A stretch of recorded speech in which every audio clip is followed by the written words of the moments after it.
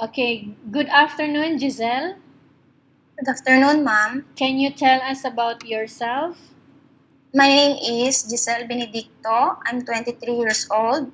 I'm a single mother of one son. Okay, I have few questions for you to answer, so let's start.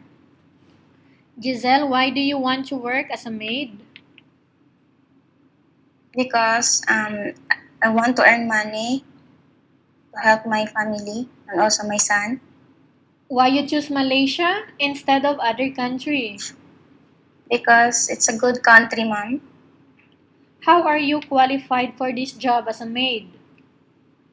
Because I am hardworking, disciplined, and trustworthy. May I know what your educational level is? I am undergraduate of Bachelor of Science in Business Administration, ma'am. What was your recent working experience? I'm a sales clerk at Gaisano at Iloilo. Okay, you are a sales clerk. Have you worked abroad before? Not yet, ma'am. Do you have experience of taking care of babies? Yes, ma'am. Whose babies did you take care before? My baby, ma'am. How about assisting elderly? Do you have experience? Not yet. No experience. No. Assisting special child, do you have experience? No, ma'am. Are you willing to learn new skills? Yes, ma'am. I'm willing. Okay, do you have any other special skills? No, ma'am. Okay, are you willing to work with a family where the mother-in-law or any relatives stay together? Yes, ma'am. Currently, are you still working now? No, ma'am. Do you know how to cook? Yes, ma'am. What sort of food can you cook, Giselle? Filipino, ma'am. Filipino food. Are you aware that you will have to do washing, cleaning, ironing, and cooking? Yes, ma'am. From all the house chores that I have mentioned to you, like washing, cleaning, ironing, and cooking, which do you like most? All, ma'am. If ever you will be selected to work here in Malaysia, who will take care of your child? My mother. You are not allowed to use handphone during working hours.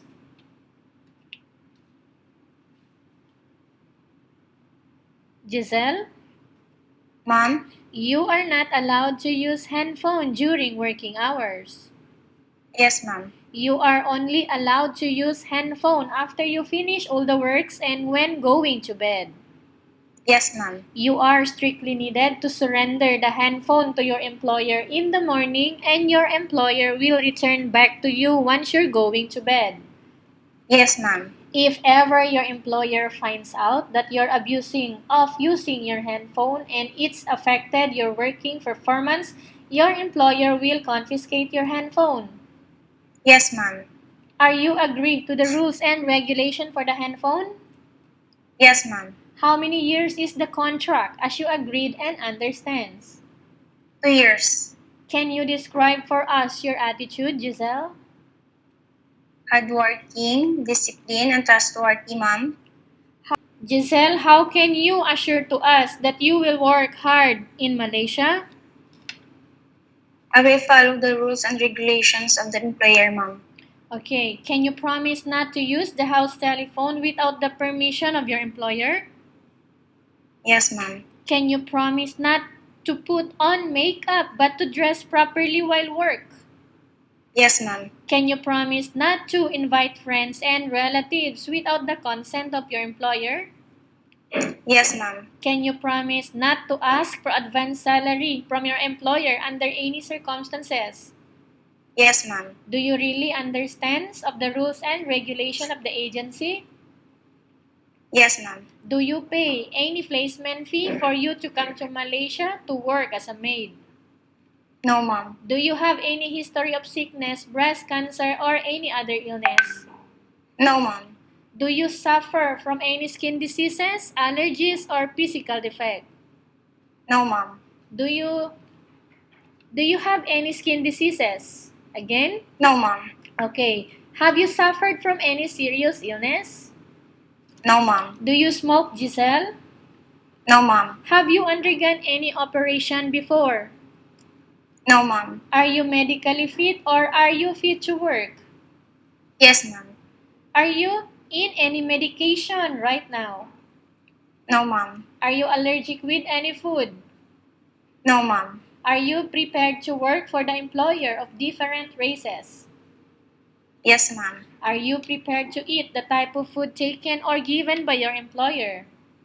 Yes, ma'am. Are you afraid alone in the house? No, ma'am. Are you afraid of dogs or other pets? No, ma'am. Can you promise to work according to instruction from your employer? Yes, ma'am. Do you have any family members working in Malaysia? No, ma'am. We have finished our question section, Giselle. Let's proceed for case study. I have a case study for you and I want you to respond truthfully. Yes, Upon ma'am. arrival in Malaysia within 6 months only, okay? Example, one of your family members passed away. What will you do? I will finish my contract. I won't come. I cannot go home. Go on, continue. I will call them that I can't go home. What help would you give to your family members who passed away? I, s- I said that I sent them money, ma'am. If in case right now your employer is watching you, what do you want to tell them? Why the employer need to hire you? Because I am trustworthy, disciplined, and a hardworking person. Okay, tell us about yourself again. I am hardworking, disciplined, trustworthy, Okay. and kind type of person. And why do you want to work in Malaysia as domestic helper, Giselle? I want to help my mother and also my family and to earn money. Okay, thank you very much, Giselle. We will update to your agency if there is any selection made by the employer. Yes, ma'am. Thank you, ma'am.